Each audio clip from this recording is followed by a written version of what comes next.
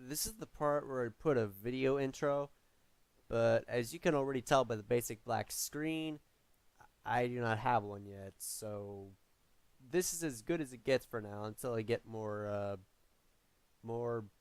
better, uh, editing software. Hey, I know it's stupid, but I'm still kind of relatively new and a bit of an amateur at this YouTube game channel gig. So probably in a couple of years or so, I'll get more better at it and be more like Speedster, Rabbit Luigi, the Foffleizer, and Foffel's Minion.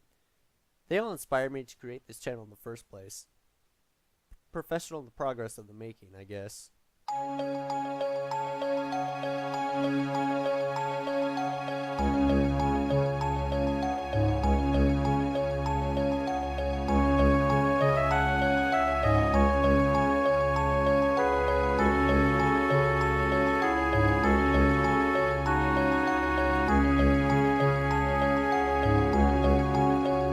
If there's one particular so-called holiday that I still love to this day, it's Halloween.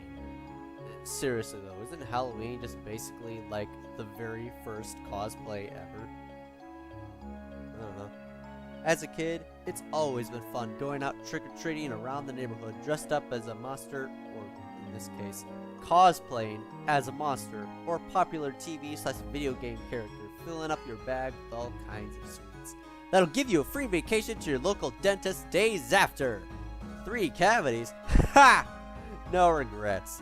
It's worth the dentistry bill that your parent has to pay. Okay, maybe not, but still. I'm getting a little bit off track here. I apologize for that. Anyway, as far as trick-or-treating goes, there's another thing that I enjoy about it, and that would be none other than the potential to scare and bring fear to the hearts of the innocent. Darkness feeling the light, no escape from attackers of the unknown entities approaching, seeking nothing but your own demise.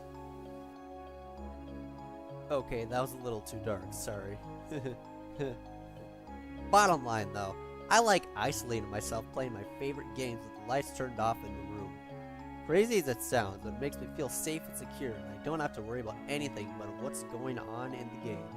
It really heightens the mood and tension for the whole gameplay experience for me. And if there's a disturbing level that I'm in, that makes it a million times more better, which I really enjoy. Being an edgy person like myself that likes the characteristics of dark and disturbing, and looks like an idiot while acting like it, I don't care. It's what I've practically always liked ever since I started playing games. I can either have a deep dark side or a kind-hearted good side that cares for others. But in this video, I'm not going to that good side. It's times like these that I reveal my dark side with the introduction of the top 10 disturbing levels in non-horror related games. For this list, I will be going through each level from only games that I have played. Disclaimer, I do not have that much games, so most of these a lot of you will recognize. I will be explaining everything from lore, level design, hazards, plot. Quick note, there will be spoilers. You have been warned. And thoughts and experience that I've had with them. I am GBA049, and the countdown shall now commence.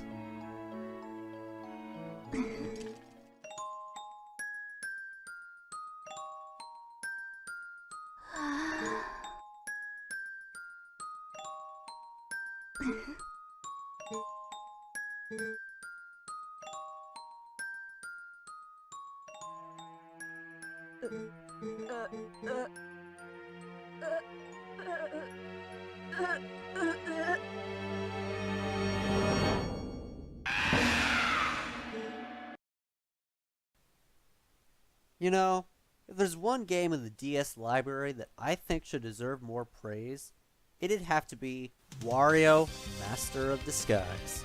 It is ridiculously underrated that hardly anyone has either played or even heard of it, and they're missing out because it's a very well made and creative game. It's got good mechanics, fun abilities, cool level design, fun treasure chest puzzles. Wario's still greedy as ever with his earthquake-shaking cranky dialogue. Count Cannoli and Carpaxia are very interesting characters, with the new introduction of the navigator Goodstyle Lawan, which Wario steals from Cannoli, giving him the disguises that he finds throughout the game. And the soundtracks are fucking amazing. All these combined with a well-made and popcorn-worthy story makes it one of my favorite DS titles I've ever played. But it's also home to a rather odd level. After you defeat the Barfatronic Lava Chopper in Sweatmore Peak, you arrive at a haunted area known as Blowhole Castle. And based on what you see in the name of the chapter, When Dolphins Ruled the Earth, you're gonna see some pretty bizarre stuff.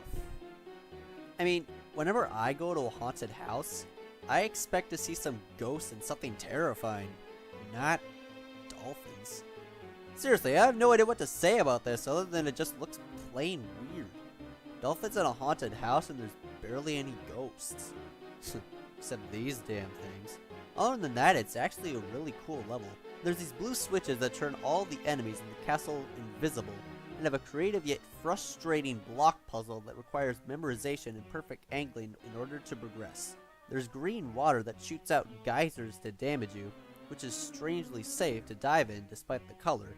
These godforsaken doors that disappear permanently for the entire level if you take too long to enter because of the goddamn blocks in the way, and the music is really good as well. When I first heard the sudden increase of the dramatic melody in the second verse where it skipped a note, I felt like I was going to encounter something that foreshadows the plot.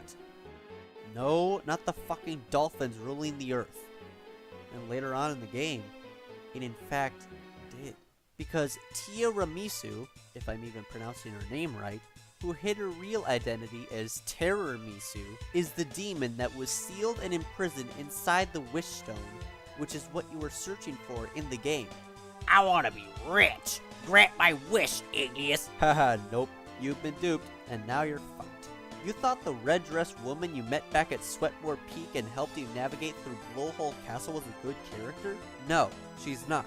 Hell, she even hides her laughter with her fan when she opens a door for you in the boss fight. You're not hiding anything, bitch. You thought the Wish Stone was for granting wishes? Nope. It's the seal to imprison the demon Terrormisu. Haven't you ever heard of a plot twist? But what does this have to do with Blowhole Castle? Well, it's simple. It's because of how the music is composed. Made to make you stop and listen and wonder if you should continue. It's literally saying, you're not doing the right thing. Something will happen, and it's not going to be good. And all of that adds up to the jaw-dropping climax to the game. So yeah, Blowhole Castle truly is a rather odd place. Playmaster of Disguise, even if I spoiled it for you.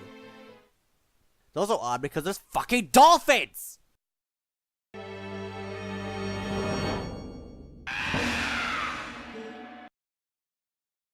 Ah, Mega Man. How I always loved playing your games. You've given me challenges that I always seeked. And being my #1 main in Smash that got me into the series in the first place thanks to the trailer. But mostly Ezreal the Angel, he helped out a little there too. There's so many great games that there's barely anything remotely scary themed at all. Shade Man saves for Mega Man 7? Nah, more creative than scary. Which it isn't. At all. Not even the zombie robots that pop up out of the ground from their coffins and take absolutely no effort to kill. Catchy music too. Dark Mantis from X8? More difficult if you don't know where the fuck you're going. Awesome stage though. What about Cubit Foxtar from 03?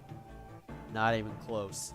Wandering through the dark with annoying mobs bouncing everywhere, topped with a fucking infuriating boss fight and stage with rather relaxing music.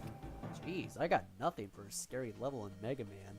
Let's take a different approach by entering the fan-made games, shall we? And what better way to start than by choosing Mega Man Revolution for the PC. This fan game is pretty unique and challenging. Bass is an option for a playable character. That's always cool to know. Mega Man is equipped with the Mega Arm from Mega Man 5 for the Game Boy, which is also cool. But the biggest flaw the game has is its lack of bug fixing. Seriously, there are so many unfixed bugs that I can't even count how many of them I encountered. And it's nothing that requires button commands or tricks to activate. Rather, it happens completely spontaneous and unpredictably random. Some of which are required to reset the game. In short, this fan game is good in level design and story. I'll be getting into that in a bit, don't worry. But luckily, the creators are recreating this game and is what seems to be scheduled to be released somewhere around this year. Good to know, because they really need to fix a lot of things. It looks so poorly made with the unfair enemy AI and ear-grating soundtracks. The story of the game takes place for what seems to be after Mega Man 8 when Duo destroys the evil energy.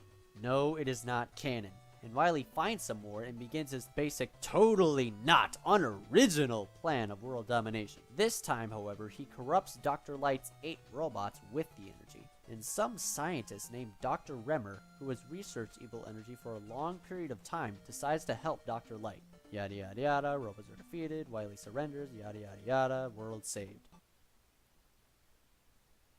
Nope.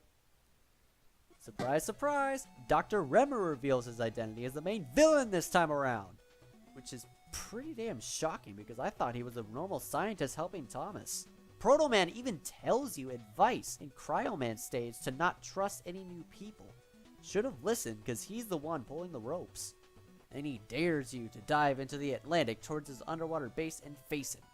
After when you reach the top of his tower and defeat him in a rather genius 3-phase boss fight, the floor crumbles from underneath and then the map takes you underground. Wait. Hold on. Are we going where I think we're going?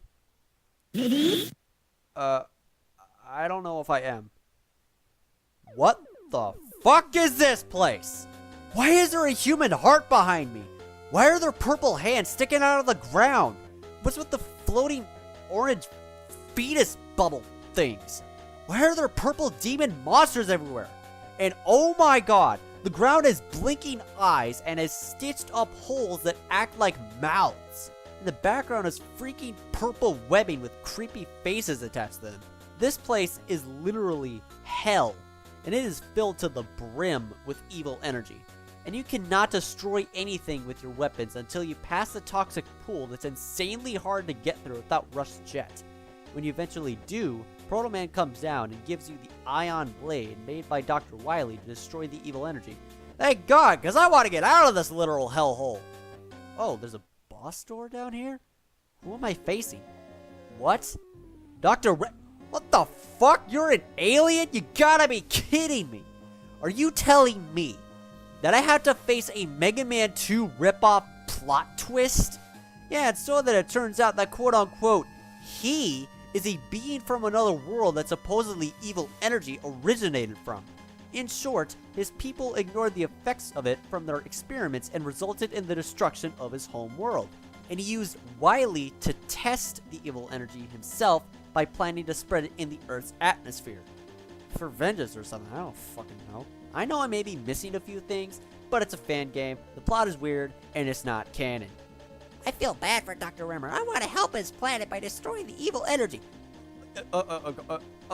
Okay, Mega Man, my nigga. There are a lot of things that you should and shouldn't do. Fighting to save the world is something you should do. But going to an alien planet to help out a race infected with evil energy from a complete stranger that nearly killed you is something you should not fucking do. This isn't fucking communism. You have your own things to worry about on planet Earth, for fuck's sakes. Source of evil energy is located on another planet. Just leave it there. Why the hell do you want to help out aliens? What is going on in your 10-year-old mind? And why in the bloody fucking friggin' orphan in hyper mode am I over-exaggerating over a fan-made game? Bottom line, this game is cool, story is creative in a way, and the layer is a fucked up level. Next.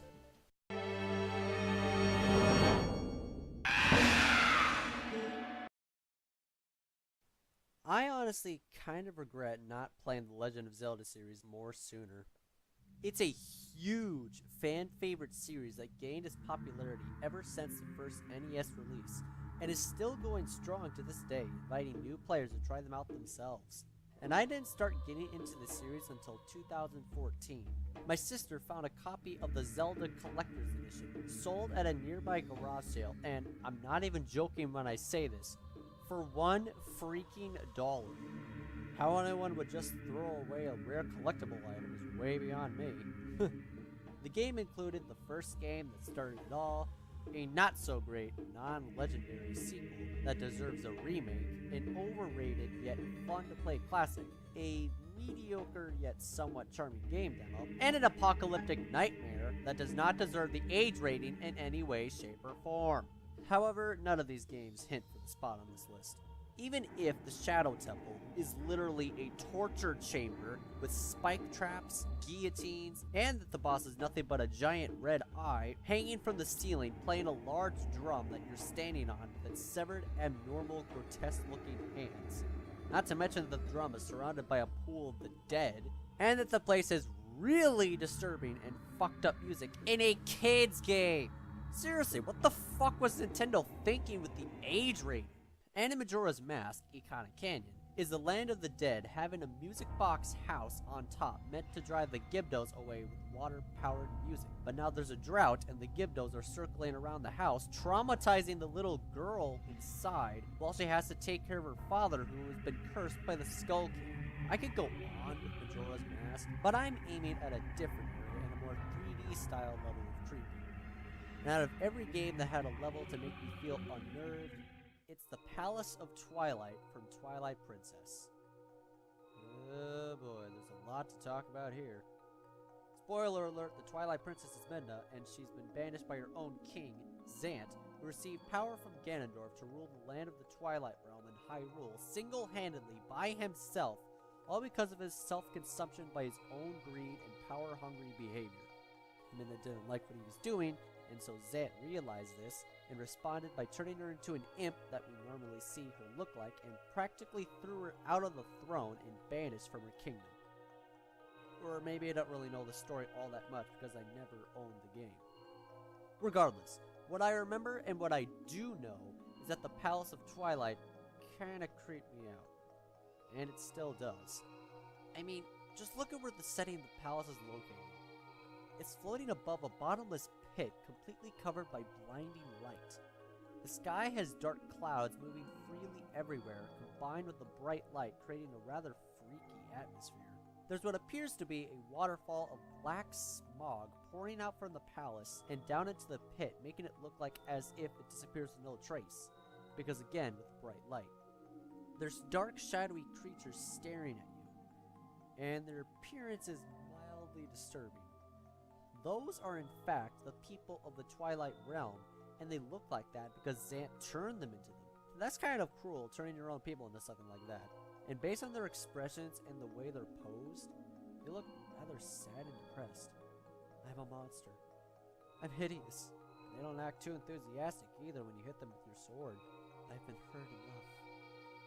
I can't help but feel bad for what they had to go through after Midna's exile. The king now rules all. We're being forced against his own will. Zant, you're an asshole.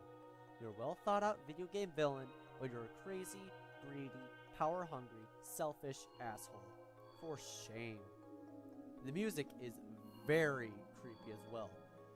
The spine-chillingly frightening, high-pitched vocal noises is more than enough to make me feel insecure and unsafe.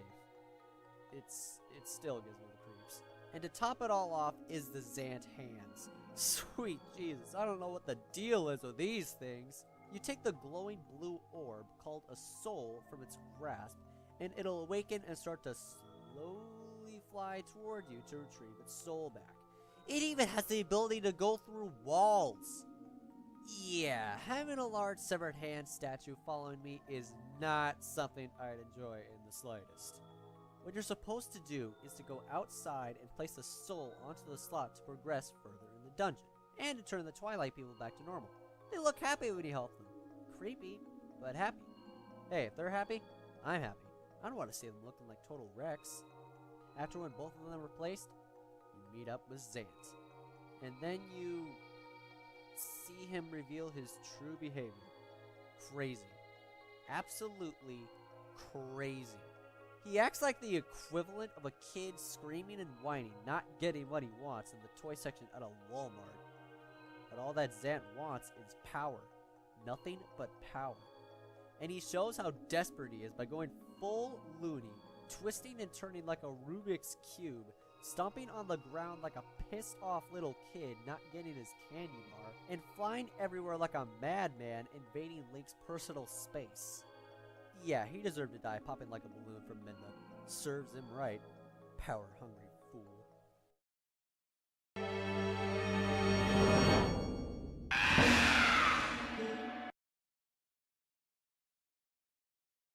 This is going to sound shocking when I say this, but I'm not that much of a fan from Mario games. I don't even know why. I guess it doesn't really have that much of an appeal to me. Don't get me wrong, the games are really fun, but they're all too piss easy and barely have a challenge at all. I like challenges, but the Mario games just don't have that, which kind of upsets me. Except for the Super Mario Galaxy games. Those had quite the rage quit worthy levels and tasks. Galaxy 2 especially with those goddamn annoying yet fun Green Star side quests. And the prankster comics were fun to do also. Some of them anyway. Looking at you, Luigi's purple coins.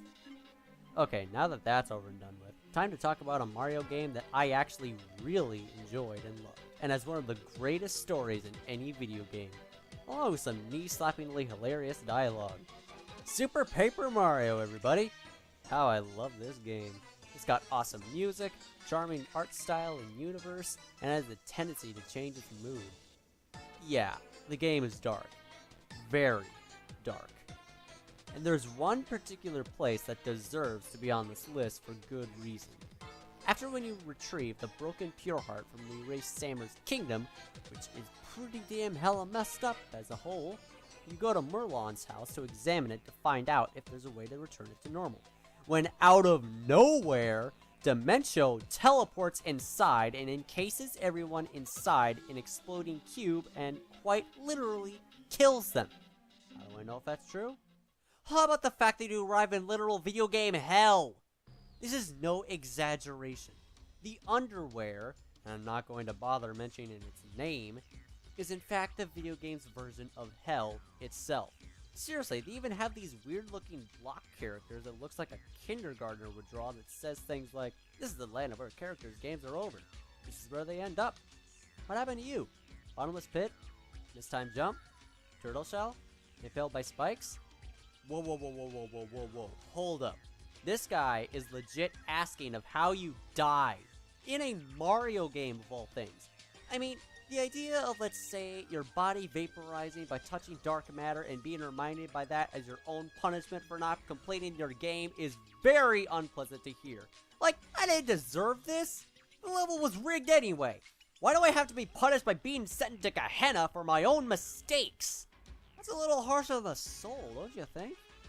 To add on to this dark abyss of a level, Queen Jadis, however you pronounce it, the gatekeeper of the underwear, is in charge to quite literally count the sins that you've committed throughout your first save file, and to check to see if you are clean enough to enter the Over There, which is the video game version of Paradise, or Heaven, which is under attack by the Skelebit army from the underwear seeking the Pure Heart. And Bone Chill, the boss in the last chapter, speaks so demonically toward the angel character Loveby by saying the cold hard truth about that she is the Pure Heart, and that she's only been created by her mother Jadis and her father Gramby to hide the Pure Heart and keep it away from the hands of evil like themselves, and also saying that basically she's adopted. And Loveby got so upset with them that she ended up saying how much she hates them by not telling her before. Okay, I know that Satan and demons can be deceiving, but come on! That's just mean! The disabled pile of bones got what's coming to him. No more threats from anyone ever again from you. Oh wait, I almost forgot. How could I forget the River of Twigs?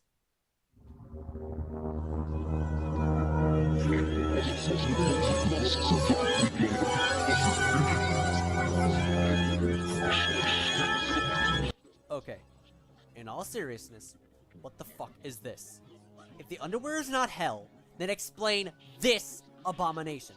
The long white hands swimming in the water and sticking out from the ground.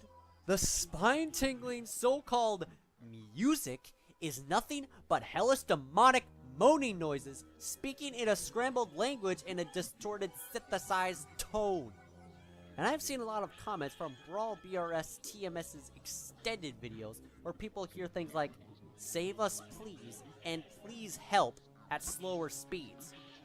Also, by the name of Horakdai the creator, he states that it is the music for a river in the video game underworld / hell, and it's made up of the tears of centuries of sinners based on a river in Greek mythology, which contain the souls of the dead who were unfortunate enough to have fallen in, who will drag others in as well, trying in vain to escape. And this game is rated E? What the fuck, Nintendo? Holy shit. I just realized something. Why is Peach the only one that goes to heaven, yet Mario, Bowser, and even Luigi go to hell? Is it because that she never killed as much as them? Okay, I gotta stop thinking about this before I go totally insane. Cue the end of jump scare.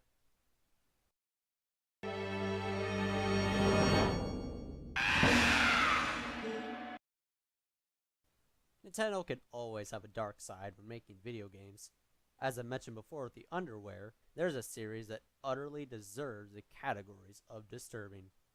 Say hello to the Metroid series, ladies and gentlemen. Intergalactic badass space bounty hunter Samus Aran taking on hordes of alien creatures from hostile planets and space stations. Armed with the all-powerful power suit built by the Jozo to combat all sorts of varieties of enemies and hazards that makes her assigned missions almost entirely impossible to possible. She is the one that takes the 1% left over to complete her missions. God, she's fucking awesome. But that doesn't mean that she'll always do it. Metroid Fusion, for example, is probably the hardest Metroid game in the series. Samus goes to SR-388, encounters the DNA-stealing, shape-shifting, mass-producing, and deadly X-parasites, nearly dies, saved and cured by Metroid DNA, reborn as something less powerful and more vulnerable. And your mission is to investigate the BSL laboratory of where an explosion happened in the quarantine bay, containing the X-parasites in your infected power suit. Now the X are spreading rapidly everywhere around the entire station, killing everyone and everything in sight. And here you are, alone, by yourself, face to face with your own fears in your first ever survival horror mission. Being hunted down and haunted by a copy of yourself, known as the SAX, fully equipped with all of your weapons as well as the Ice Beam. A side effect to the Metroid DNA that saved you, and is now your weakness, and is the main cause of the explosion as well as the outburst of X-parasites roaming the station. Yeah, Metroid Fusion is a pretty terrifying game, and it's really hard if you don't know what you're doing, because each hit you take deals over 50 damage. Even the first boss is hard, like jeez. Each area, or sector, has its own environment and hazards. Sector 1, which is the generator room stabilizing the environment which is clogged by X-parasites. Sector 2 is the tropical area choked with overgrowth vegetation and rapidly growing insects and wasps blocking your path. Sector 3, the fire level home to a bioorganic security sentry robot, and within an intense mission where you need to race to the control room to stabilize the main boiler before the station explodes because a parasite was messing with it. Sector 4, the aquatic area flooded with water and the electrical cords underwater are broken and turn the water into an electric death trap. Sector 5, the Arctic level, which you cannot enter because of the cold temperature and will soon be destroyed by literal nightmare fuel. And then there's Sector 6, the nocturnal area covered in dark lighting and has blue X-parasites that are from Sector 5. They have the ability to freeze, and it's your weakness. And they're everywhere. You can't kill them. You can only stun and run away from them. And when one of them spots you, they'll hunt you down until they reach you. And since there's so many of them, they are not easy to avoid altogether. And when one of them does reach you, it deals a lot of damage. Not only that, but the SAX is also lurking inside. You better pray to the heavens that you'll make it out of there alive. This game, as well as Sector 6, is one big life and death situation. Death is hiding and roaming around every corner. an entity of yourself, seeking your impending doom and destruction. The only thing to help you navigate is nothing but a computer that you don't know if you should trust or not. And overall, Metroid Fusion is a really fucking terrifying game for the Game Boy. Jeez, every time when I see something like this, I believe that Nintendo would kick serious ass at making a horror game, don't you think? They did in Majora's Mask. You have the potential! Use it! What are you hiding from?